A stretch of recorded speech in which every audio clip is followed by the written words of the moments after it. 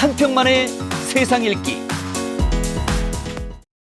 우리 정부가 얼만큼 이 바이든 시대를 준비했는지 그거에 대한 또 의구심도 사실은 나오는 것도 사실이고요. 이 뭐 어느 정도 준비가 됐는지 혹시 정보가 있으면 또 말씀해 주시면 좋겠는데 우리 김성환 교수님 말씀 좀 해주십시오. 이 대사님은 뭐 이제 부정적으로 보신다고 하시면서 이제 조금 긍정적인 요소를 가미해서 이제 말씀을 해주셨는데 저는 여전히 글루미합니다. 구조를 보면은 이게 방송으로 말씀하신 것 같은데. 뭐 윤 장관님도 아까 희망사항이라고 말씀을 하셨기 때문에 비슷한 연장선상에 있다고 보는데요.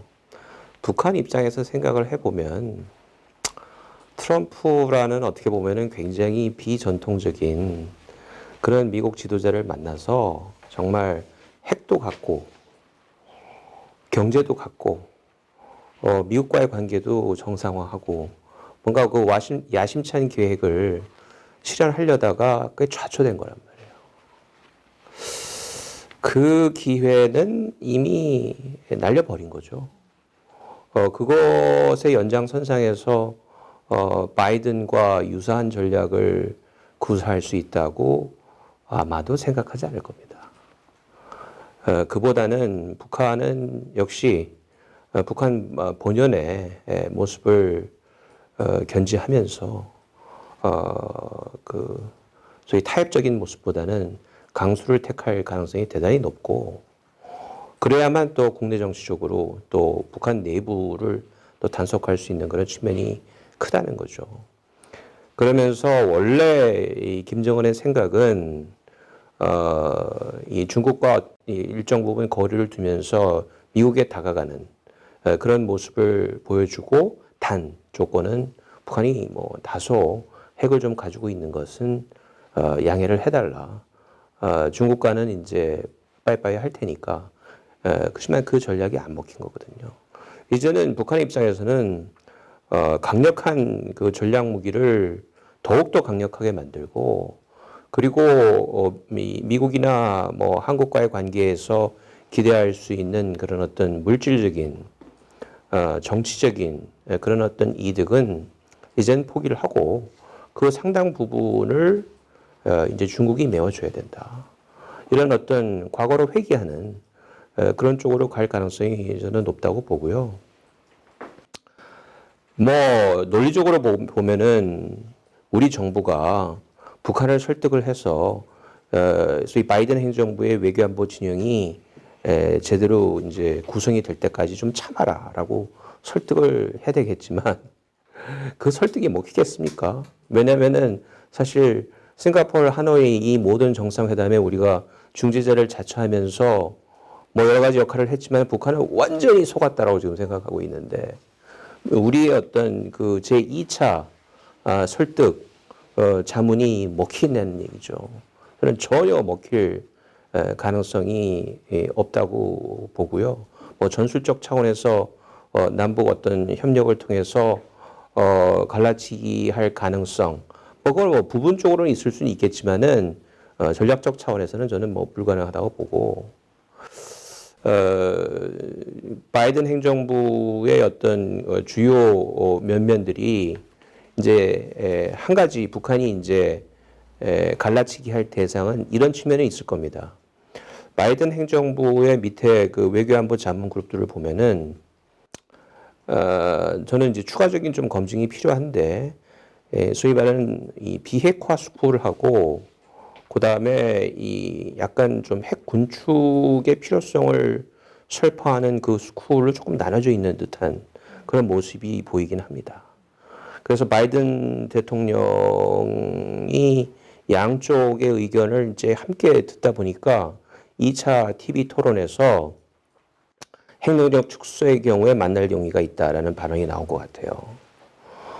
그렇기 때문에 양쪽 그 스쿨 중에서 비핵화, 절대적인 비핵화를 주장하는 그 스쿨보다는 상당히 현실적인 입장에서 핵 군축을 통한 비핵화의 어떤 단계적 달성을 지지하는 그 스쿨이 승리할 수 있도록 뭐 간헐적인 메시지를 던질 수 있는 뭐 그런 전략적 미세 조정은 가능할 수 있겠지만 큰 틀에서 보면은 북한의 어떤 국내 그다음에 미중 관계에서 이 소위 미국과 중국 모두로부터 협조를 받을 수 없는 어떤 구조적인 한계, 남북 관계의 어떤 그 주도적 어떤 그 운영 뭐 이런 것들을 봤을 때 북한이 올드 플레이북에서 벗어나기는 대단히 힘들지 않겠느냐 이렇게 봅니다. 네.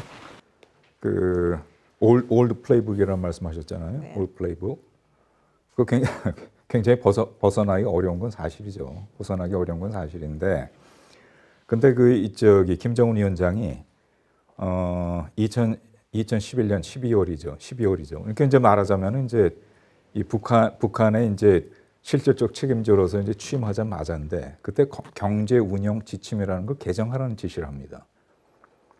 그때 이제 그 지시를 하면서 한 얘기를 제가 이제 나중에 읽어볼 기회가 있었는데 그때 이제 뭐라고 얘기를 하냐면은 먹고 사는 문제만 해결되면은 부러울 게 없겠는데 주체 사상에 따라서 이걸 잘 한번 고쳐봐라. 이렇게 지시를 해요. 그래서 제가 이제 그게 굉장히 재밌다고 생각한 게 뭐냐면은 첫째 먹고 사는 문제만 해결하면은 부러울 게 없겠다 이런단 말이에요. 부러울 게 없겠다는 건 무슨 얘기입니까?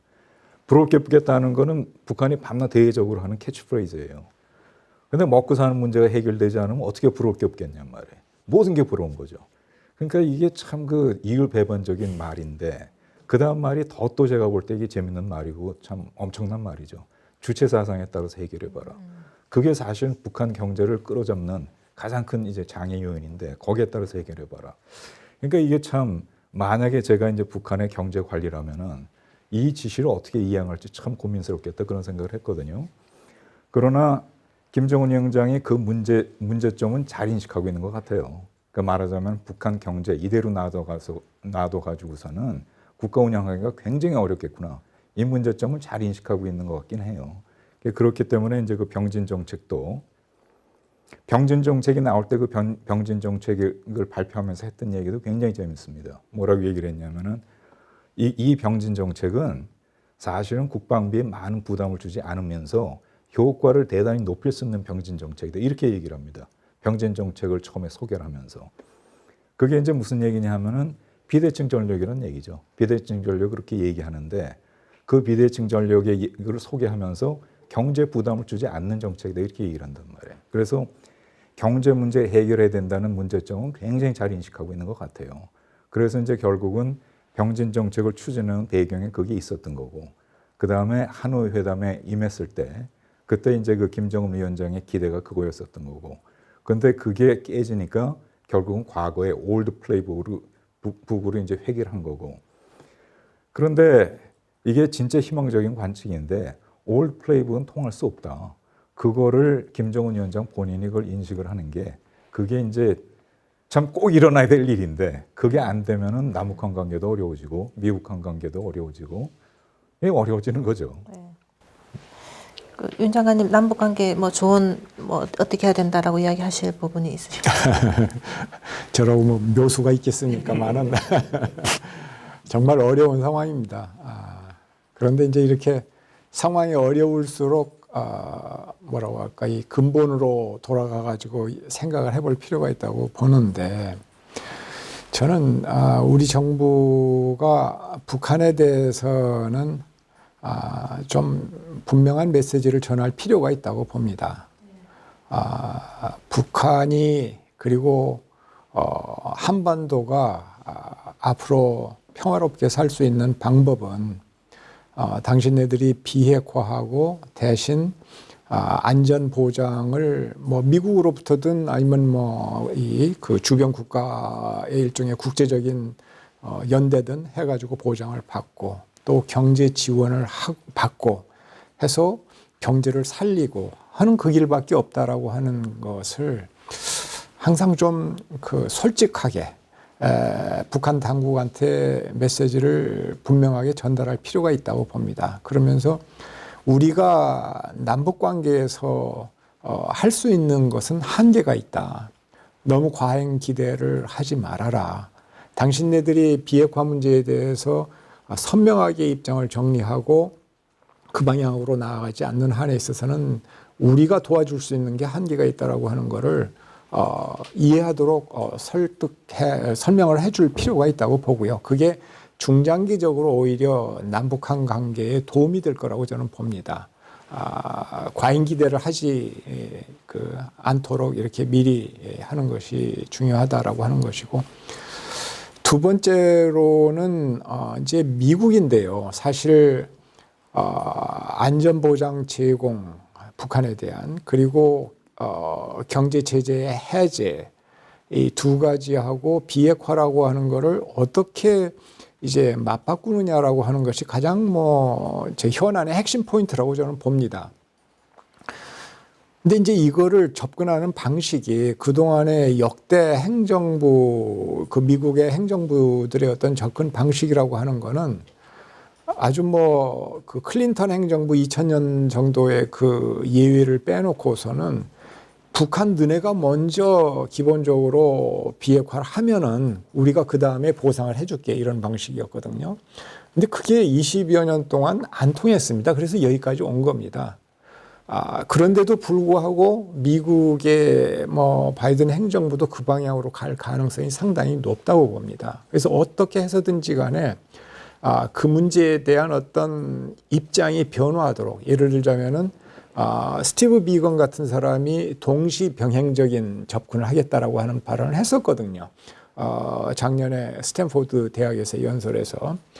바로 그런 부분, 그 유연성, 어떤 그 프래그매틱한 어떤 그런 어프로치로 돌 수 있도록 어떤 식으로든 우리 정부가 노력해서 이해를 시켜야 된다고 봅니다. 그게 해결이 되지 않는 한은 북미 간에 지금 신뢰가 완전 바닥, 서로 불신의 이 강도가 엄청나게 높은 상황에서 우리 믿고 당신네들부터 먼저 양보해, 이렇게 이야기를 해가지고 이게 통하지 않는다라고 하는 것이죠. 그래서 그런 부분이라든지 이런 것들을 우리가 정말 우리 나름대로의 그 핵 문제에 대한 이 로드맵을 아주 치밀하게 좀 정리를 해서 그거를 이 바이든 행정부의 기본적인 그 생각이나 그 논리에 이렇게 접합을 시켜가지고 함께 갈 수 있는 그런 방안을 모색을 해야 된다고 봅니다. 근데 여기서 가장 중요한 거는 한미 간의 신뢰가 얼마만큼 이제 강하냐라고 하는 것인데,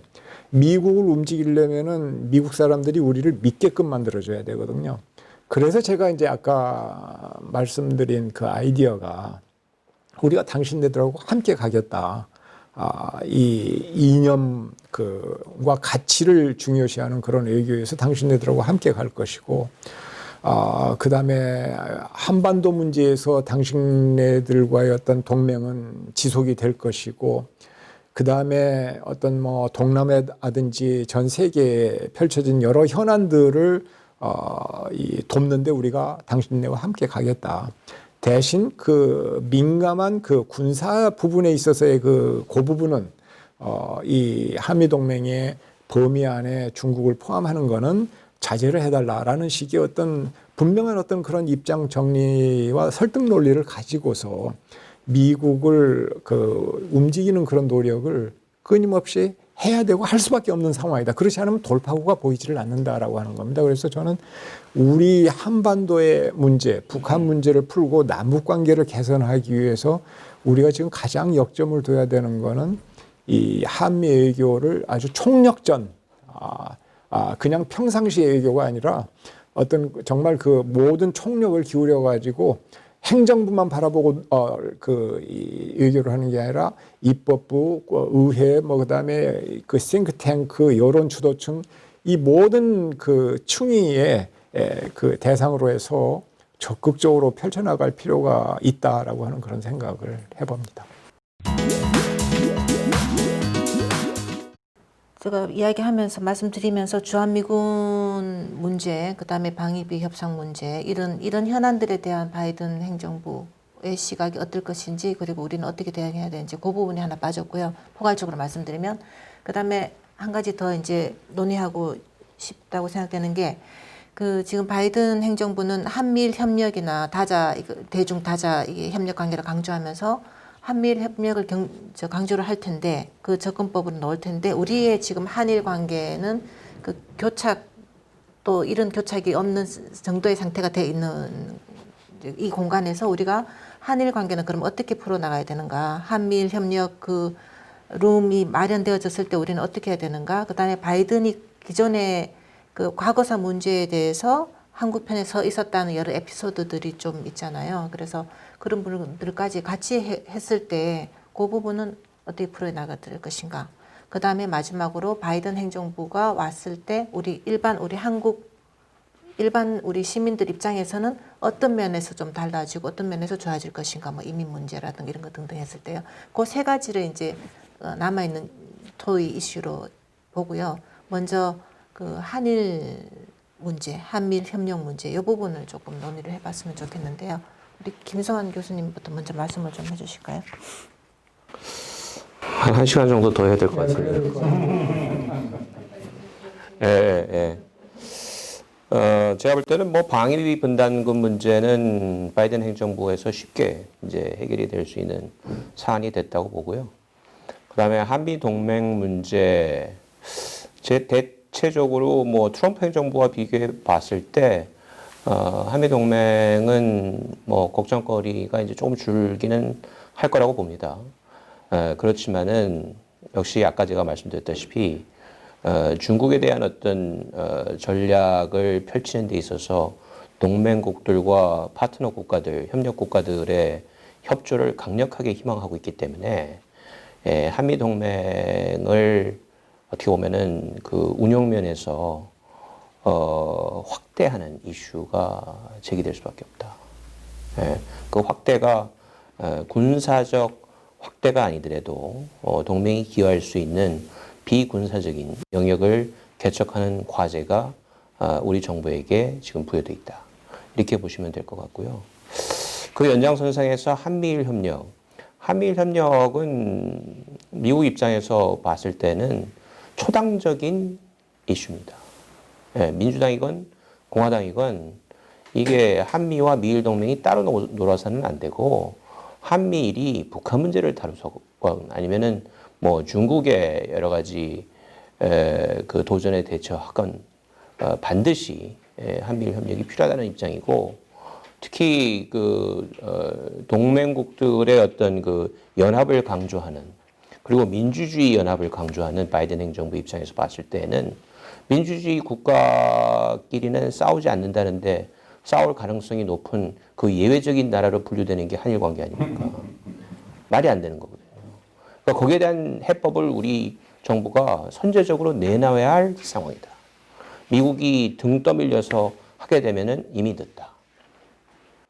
그런 말씀을 드리고 싶고요. 또 뭐 있었죠?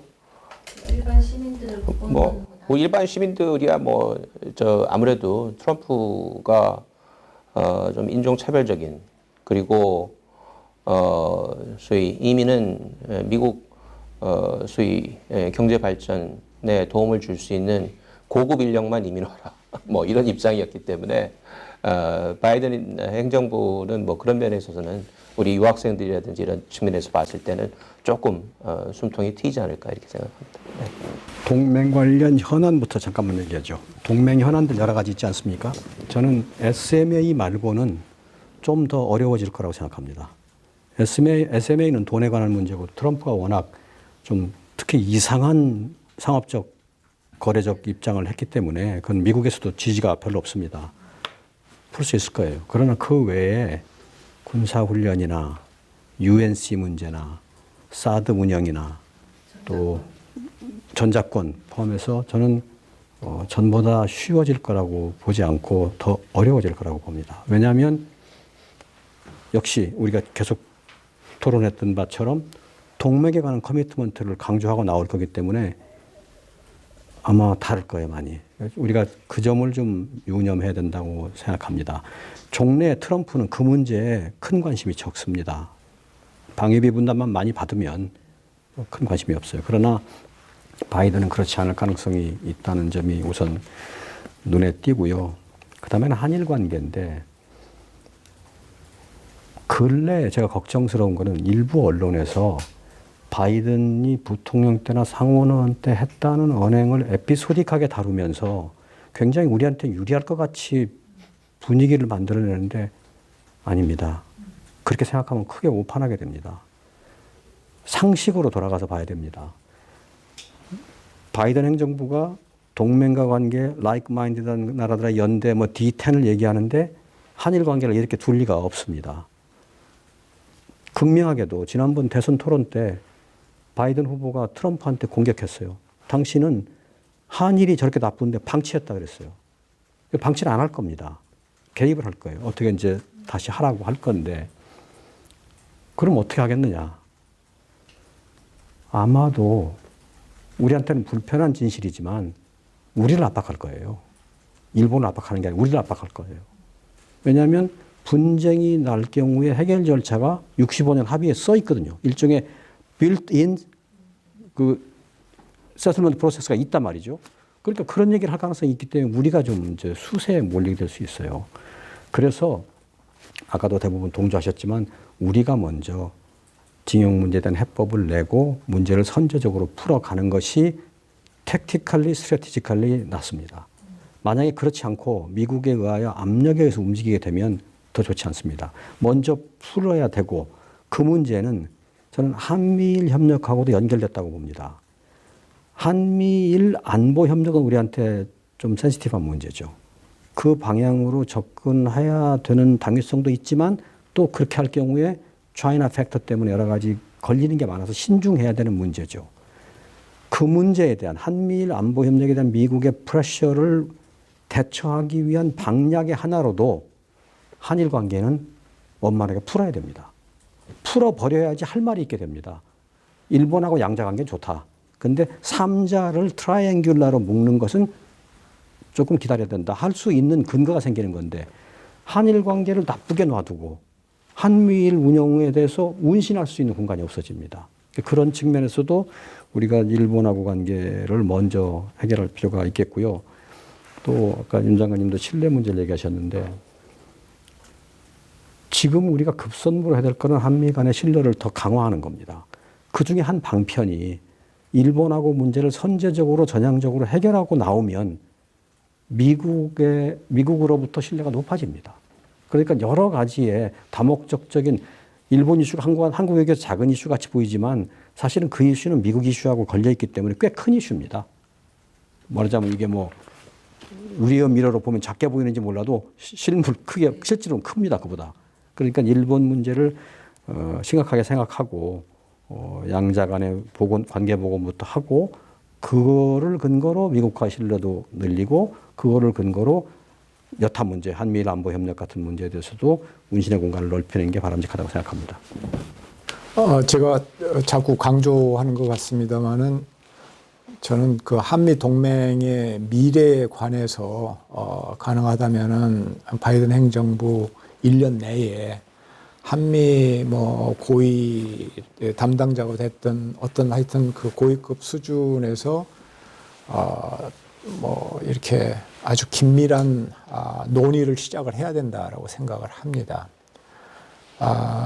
이 앞으로 한미 동맹을 어떻게 가지고 갈 것인지 지금 변화하고 있는 국제정치 상황에서 미래를 우리가 어떻게 설정을 할 것인지 그리고 어떻게 한미가 협력을 하고 어떤 분야에서 서로 양해를 해주고 하면서 나가야 될 것인지에 대한 북한 핵 문제는 어떤 방향으로 어떤 방식으로 풀어나가고 한반도 평화에 대해서는 어떤 식으로 정착을 해야 될 것인지에 대한 일종의 마스터 플랜이라고 할까 로드맵에 대한 합의가 한미 간에 없으니까 없는 상태에서 현안 하나하나 다루니까요. 이게 전부 다 이게 어긋나거나 잡음이 납니다.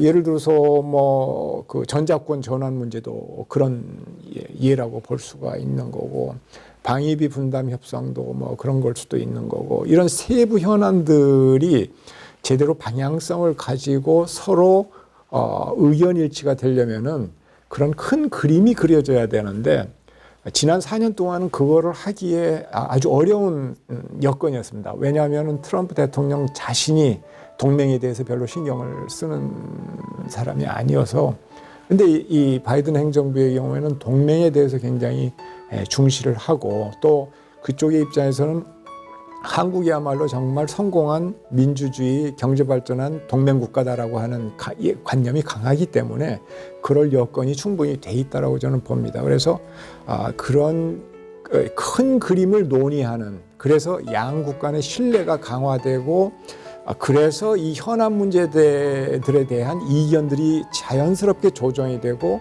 한일 문제나 이런 것들도 다 정리가 될 수 있는 그게 저는 시급하다라고 봅니다. 그게 없으니까 마치 말이 마차를 끄는 게 아니라 마차가 말을 끄는 그런 식의 상태가 지금 뭐 지난 4년 동안 이렇게 진행이 되어 왔다라고 보는 것이고요. 그래서 그 부분에 대해서 저는 강조를 좀 다시 한번 하고 싶고 두 번째로는 아마 환경 문제와 관련해 가지고 상당한 압박이 들어올 걸로 저는 기대를 합니다. 이 바이든 대통령이 환경 문제에 대해서 워낙 중요하게 생각을 하고 있기 때문에 이 취임 첫날 들어간다고 재가입을 한다고 파리 평화회의에 재가입을 한다고 평화회의가 아니라 그 기후변화 협약에 그렇게 얘기를 했을 뿐만 아니라 다른 국가들이 기후변화 협약에 커미트한 것보다도 더 높여서 배출가스 이 배출 기준을 더 높이겠다라고 하는 얘기를 했었습니다. 게다가 뭐 한 1년 내에 그 최대 배출국 10여 개 국가들하고 같이 정상회담을 하겠다 뭐 이런 얘기까지 나오고 있는 상황이기 때문에 그 부분에 대해서도 우리 정부가 상당히 준비를 해둬야 될 겁니다.